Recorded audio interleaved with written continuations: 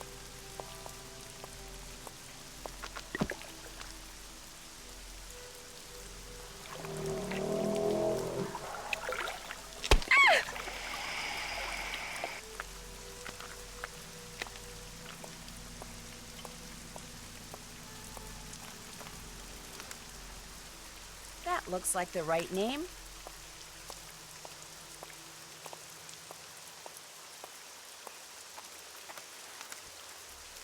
There, I'm no dummy.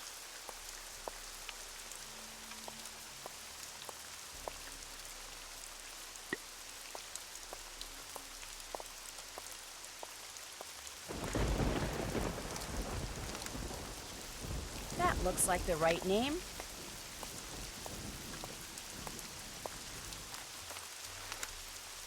Let's hope Neil is lying down by now.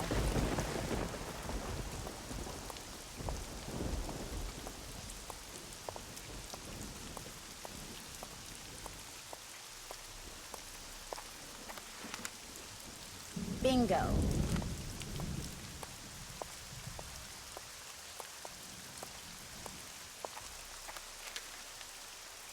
Smells right to me.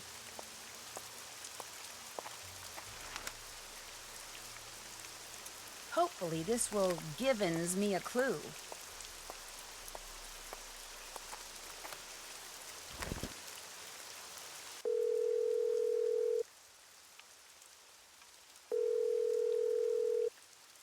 Hello? Hi, Bess. How you doing? Great. I just took a nice, luxurious bubble bath and I'm ready to boogie. When are you coming back here? That's still kind of hard to say, but listen. Remember that old photo of a boy and his dog you said you saw in that box of stuff Henry sold to Lamont? Yeah? Did it look like it was maybe taken in the 1920s? That's exactly what it looked like. Why? Because I need to find out the name of Bruno Bolet's dog. And if that boy was Bruno, then that was probably his dog. Was there any writing on the picture? Yeah, as a matter of fact, I think it said Bruno. That's all it said? Just Bruno? No, it said Bruno but whatever came after and was hidden by the frame. I really need to know the name of that dog. Oh, no. No, you don't. No more snooping. Uh-uh. Bess, just get into that box again and see if the dog's name is on that picture. That's all I want you to do.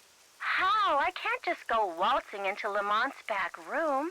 And he's for sure as heck not gonna fall for that sneeze contraption again. There must be some other way you can distract him. Please, Bess? I can't tell you how important this is. You gotta do this for me. Please? Okay. We're not gonna have any fun here until you solve this mystery, and since you can't do that until I do this... Okay, I'll sneak into the back room and take another look at that photo. I mean, I will if I don't screw up. Think positive, Bess. You're gonna do fine. You bet I am. In fact, I'm not going to call you again until I have seen that picture. I'm going in. You go, girl.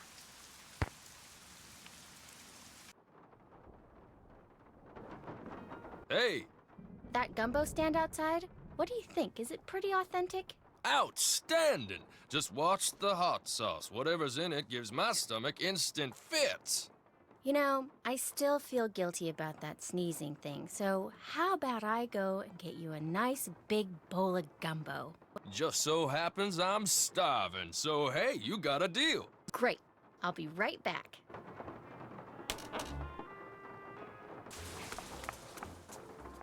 Evening. What can I do? Can I get a gumbo to go, please? Enjoy. A bowl of gumbo, please. Knock yourself out.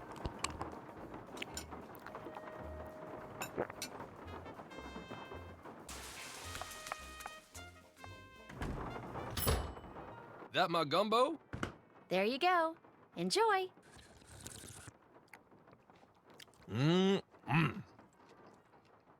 Uh-oh.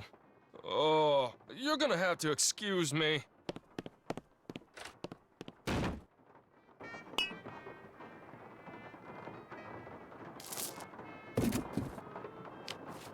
Uh-oh. I better get out of here.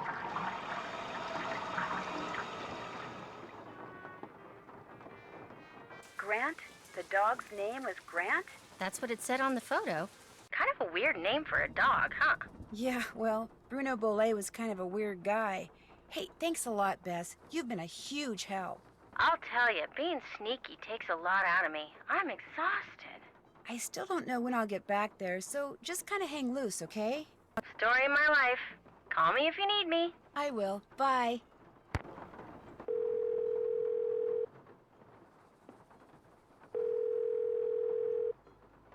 This is Dr. Gilbert Buford's answering service. How may I help you?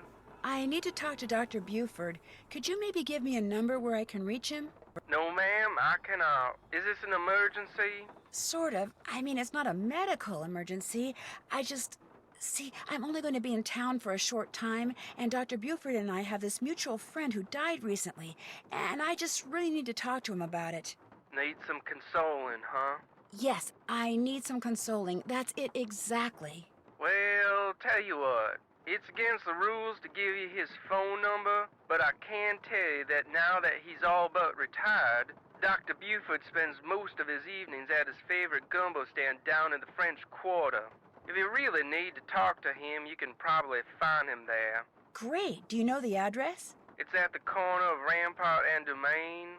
Did you say Rampart and Domain? I did indeed. Granny Pumpkin's Cajun Cooking.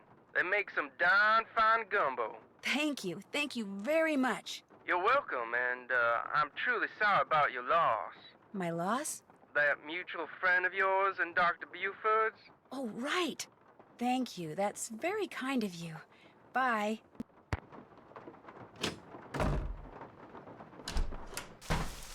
Did you pick me those mushrooms yet? Sure did. Well, bless your heart, you did it. Actually, picking the one growing on the log sticking out of the swamp was a little hairy. Oh, my. I forgot to warn you about Bernie, didn't I? If by Bernie you mean the alligator that almost had me for dinner, yeah, you did. He's another one of Dr. Bolay's pets. He'd kick that log to get Bernie's attention, then feed him marshmallows. Problem is, now that gator leaps up and snaps every time someone so much as touches that log. I should have said something, but I've gotten so used to Bernie, I just plain forgot. Anyway, feel free to help yourself to that shovel. You earned it. I'll leave you to your potting. Thanks for coming by.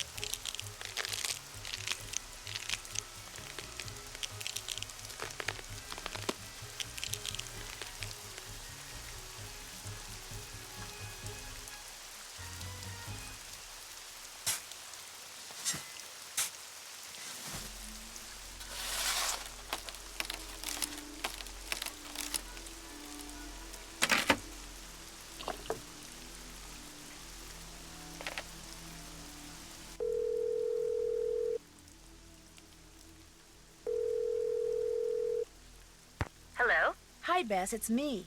So what's been happening? Tell me everything. Well, let's see.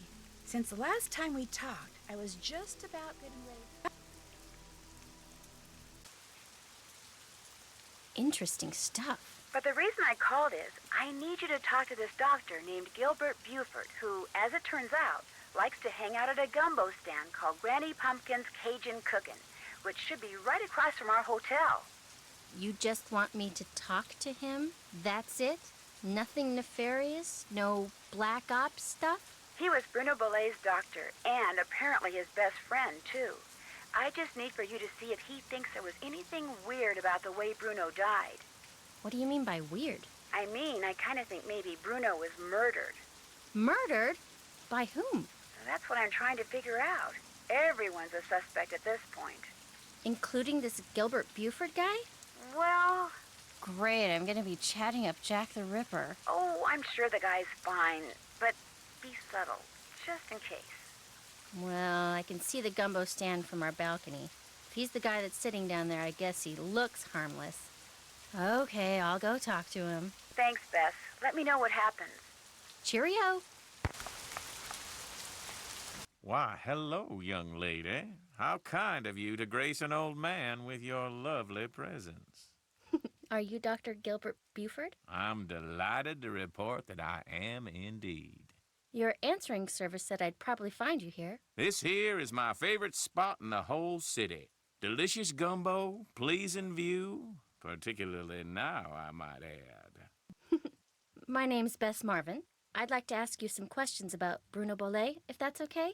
I'd prefer subject matter of a happier nature, but I do not want to seem inhospitable, so what is it you want to know? Is there any doubt in your mind as to how Dr. Bolet died? He died of a myocardial infarction, most likely caused by age-related atherosclerosis. Dying of a heart attack is all too common for people who are socially isolated, and Bruno Bolet had most certainly become that. He was hard to get along with? Fact is, while socializing with my fellow man, particularly with pretty young women such as yourself, has always been a source of pleasure for me, Bruno was just the opposite. Unfortunately, the older he got, the more numerous his idiosyncrasies became, and the less concern about their negative effect upon others he became. Where was Dr. Bolet when he had his MI? In the foyer of his house, just inside the front door. In fact, I hadn't seen him for a while, so I picked that day to pay him a visit. I walked up to the front door, found it unlocked as usual, opened it, and there he was, lying on the floor in obvious distress. The next thing I know, his housekeeper came running in and started shrieking and carrying on, until finally I sent her out of the room so she could summon an ambulance, and I could once again hear myself think. Then let's see. Then I knelt down and saw that he wasn't breathing. So I pulled him away from the doorway so I'd have more room to work on him, and began chest compressions. I continued until the medics arrived, but nothing they did made a difference either. Was Dr. Bolet unconscious the whole time? Yes, he was. Can you remember anything that might indicate what he was doing by the front door? I mean, had he just come in from a walk? Was he wearing a hat? Was he holding anything? Had he dropped something? An umbrella? Sunglasses? Wait a minute. Why, yes, he was holding something. A piece of paper. And on the floor next to him was an envelope. He must have collapsed while reading a letter. Do you know what happened to it? Now, I know the letter was no longer in Bruno's hand when the paramedics arrived, so perhaps he released the letter when I moved him. And yet, I do not recall seeing it on the floor when they wheeled him out the door. Iggy. What's icky? Iggy. Iggy is an iguana Bruno befriended, then turned loose in his home. It soon developed the annoying habit of stealing paper and stockpiling it in the vent system. Are you saying an iguana made off with the letter Bruno had been reading? It would not have been the first time a missing document ended up in Iggy's possession. Renee would periodically call me saying the lizard had absconded with one of Bruno's prescriptions and would I please write her up a replacement. In any case, Bruno once told me he was training Iggy. Said he taught Iggy to retrieve the things it had stolen. I've bugged you enough. It's been a pleasure, I assure you.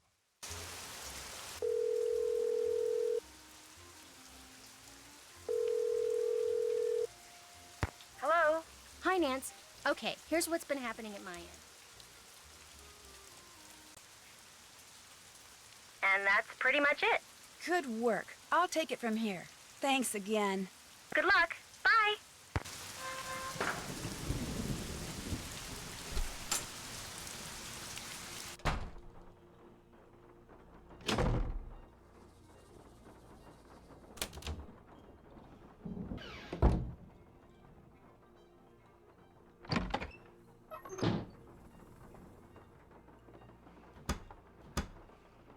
Iggy, come here, Iggy. Got something for ya.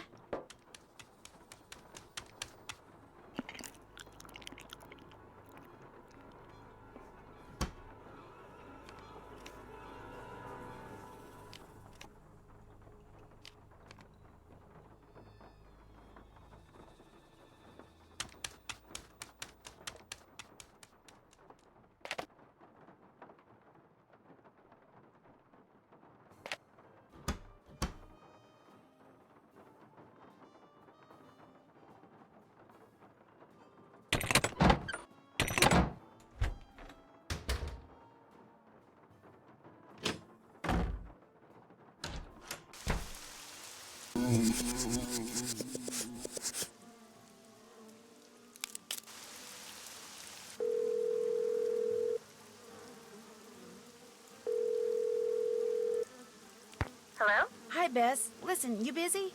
Why? I need you to do something for me. What? I need you to infiltrate the meeting of the Jolly Rogers crew that's about to be held at Rampart and Dumaine, which has got to be right near Zeke's. You're going to have to look around for it. Now, to get into the meeting, you'll need to put on that skeleton man costume you saw in the back room. And once you're in the meeting, you'll need to listen for the name that opens the meeting so you can tell me what it is, okay? No. Beth, I know you don't like to do stuff like this, but this is really, really, really important, and it'll be the last thing I ask you to do. I promise. Oh, all right. I don't suppose it would do any good to point out that the curio shop is closed. You'll find a way in. Oh, and if anyone at the meeting asks, the password is Scuttled Bones. Okay, I'll give it a shot. That's the spirit.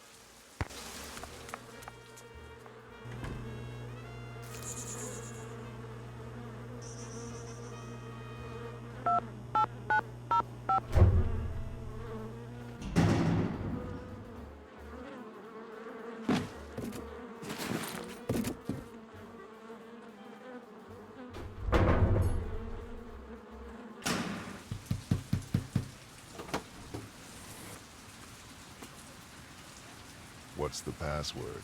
Password? Right. Let's see. Scuttled Bones.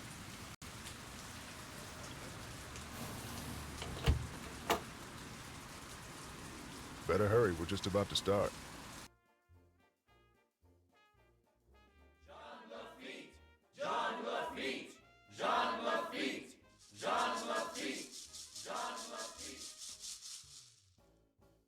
Welcome, my fellow Jolly Rogers. that We voice. have several pressing matters to discuss this evening, so let us begin.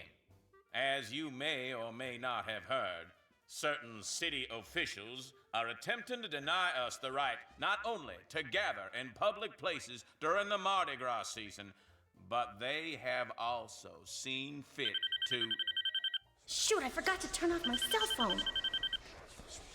It seems we have an uninvited guest. Get him! Let go! You're making a big mistake. Let go of me. Look, I'm not here to make trouble. You're making a big deal out of nothing. Can't we just talk about this? Where are you taking me? If you just let me explain. Why, it seems our trespasser is of the female variety. Let's have a look. That's right. You know me and I know you, Dr. Buford. And I also know that you were the one who attacked my friend over at the Boley Mansion today. And if you don't tell me why right now, I promise you, you are gonna be in one big world of hurt. The young lady's clearly upset about something. Clarence, take over the meeting while I try to find out why she's making all these crazy accusations. They're not crazy and you know it! I will tell you everything, Miss Marvin, in private. And he did. He told me everything, Nancy. I bluffed him into confessing. You would have been so proud of me. Oh, and before I forget, the name they chanted at the start of the meeting was Jean Lafitte. Jean Lafitte. Great. Now, what did Dr. Buford tell you? Okay. First off, he said that with his dying breath, Bruno Boley directed him to steal the painting of Henry's parents and lock it up in Henry's parents' crypt. Bruno seemed to think that way Henry would wind up with the crystal skull instead of somebody else. So Dr. Buford dressed up in his skeleton man costume, stole the canvas, and hid it in the crypt like Bruno asked. That must have been when Renee saw Mr. Death. But then, Dr. Buford had second thoughts and decided to heck with Henry. He wanted that crystal skull for himself. So this afternoon, he dressed up in his skeleton man costume again and snuck into Henry's house so he could get the key from that mini cemetery and retrieve the painting he'd left in that crypt, knowing the painting would somehow lead him to the skull. Only I walked in on him and ruined everything. Right. And now that we're onto him, he says he no longer wants the skull. He's embarrassed that he allowed his superstitious side to get the best of him and says whoever finds the skull is welcome to it. At least that's what Dr. Buford said. Uh-oh. Uh-oh, what? I told him you were looking for the skull. That's all right. Actually, I told him you were on the verge of finding it. Why would you tell him that? I don't know, I got carried away. So if he lied to me and he really does still want the skull, then he might come after you. He left right after we talked, and I don't think he went back into that meeting. What if he's on his way over there? Don't worry, I'll be fine. Why don't you just... Whoa, that bolt of lightning was huge. Anyway, why don't you just go relax and I'll be back at the hotel before you know it, okay? Bess? Hello? Bess, you there? Nope, she sure isn't.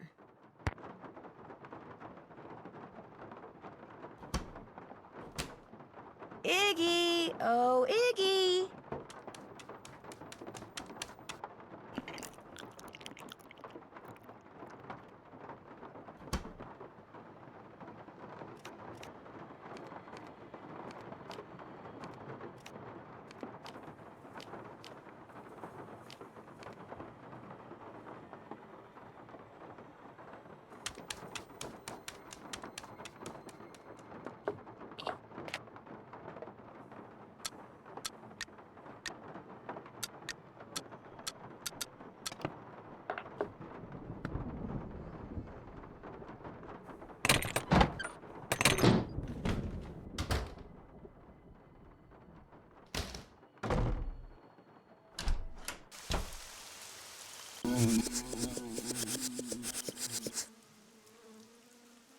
If I need another loquat, I'll just come back.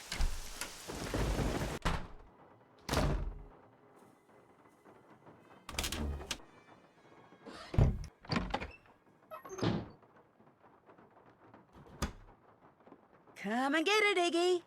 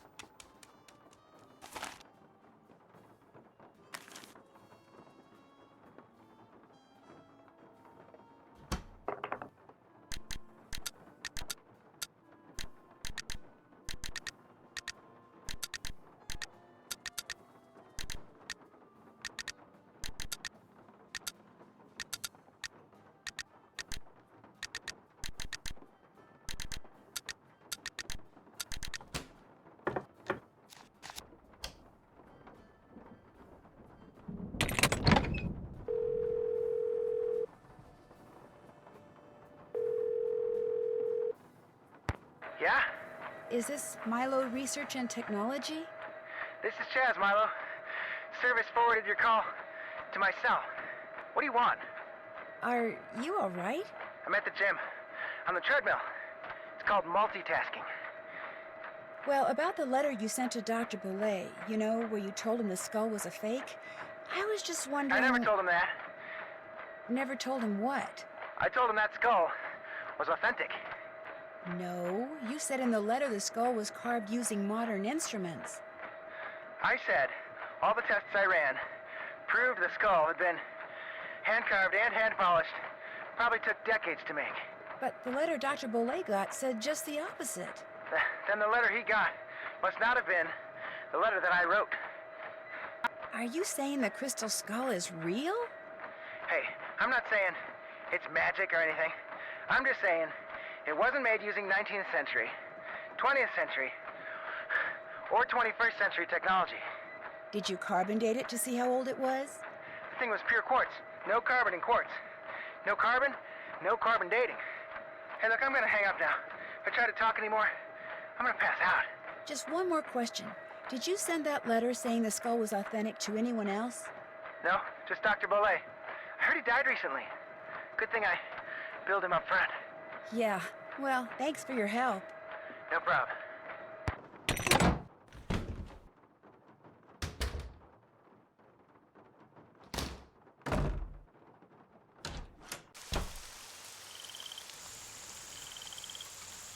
That doesn't go there.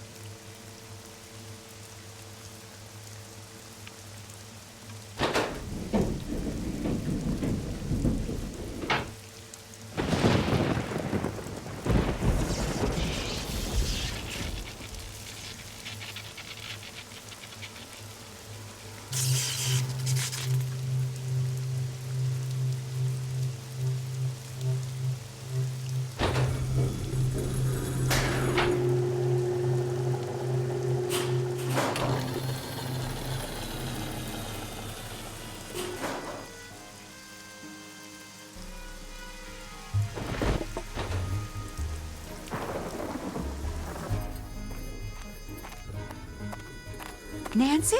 That you in there? Goodness sakes, gal, what on earth have you gone and done? The lid's closing and I don't know how to stop it.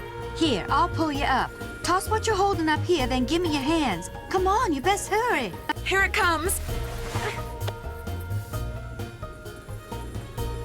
Renee, a little help, please? The crystal skull. After all that scheming, how do I finally get it? Why, this nice little Yankee gal just hands it to me. Renee, help me. Hurry, please. Thank you, Nancy. Bye now. No, you've got to help me. Renee! Renee!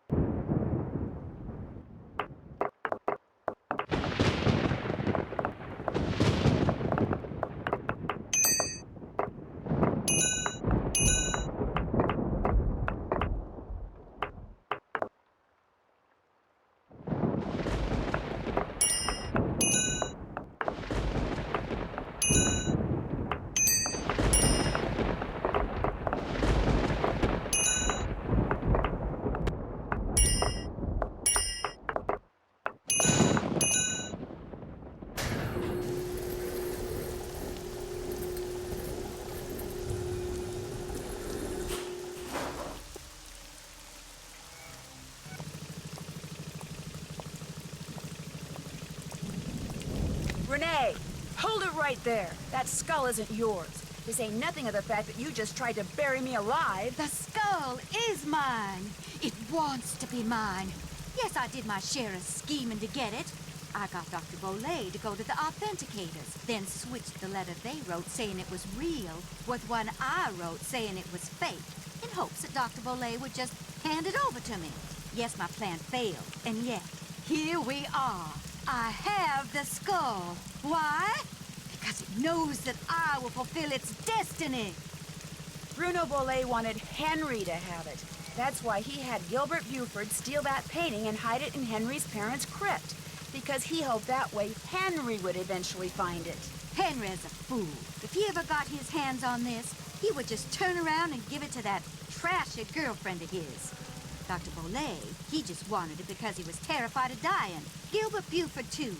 And that Lamont fella, he just wants to sell it to the highest bidder. But me, my motives are pure. I am going to protect it so it can rendezvous with all those other skulls. I'm going to be right there when they start conversing, and all the mysteries of the universe are forever solved. Ah!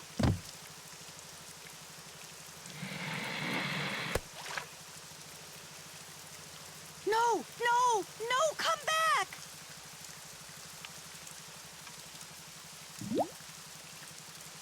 Renee burst into tears and sobbed as Bernie swam away with a crystal skull. It made me feel sorry for her for about 2 seconds. After all, while she may not have meant to cause Bruno's death, she certainly meant to cause mine when she left me sealed up in that crypt. It felt good to turn her over to the police. Later that night, Dr. Buford came over and apologized for knocking me out with that smoke bomb and for allowing himself to think, even for a moment, that Bruno's crystal skull was anything more than a pretty piece of quartz. To make up for his shameful behavior, he insisted on taking Bess and me on a grand tour of New Orleans. Seeing the city through the eyes of someone who loves it as much as Dr. Buford was truly special. He invited Henry too, but Henry declined. He was still trying to process the fact that his great-uncle wanted him to have the skull. Henry always thought that to Bruno he was nothing more than an annoying family obligation, someone Bruno couldn't care less about. Yet Bruno's request of Dr. Buford, made with his dying breath, proved that he did care about Henry. Apparently, and unfortunately for Henry, Bruno was the type of man who just couldn't bring himself to say such things out loud. As for Lamont, when he heard what happened, he closed his shop, bought enough marshmallows to fill a swamp boat, and has been scouring the bayous ever since, kicking every log he comes to in hopes of finding Bernie and the crystal skull inside him. But Bernie has yet to turn up. Maybe the skull didn't agree with him. Maybe swallowing it caused him to stop associating the sound of a kicked log with yummy sweet things. In any case, the Whisperer has disappeared, lost to the world once again, which is totally fine by me.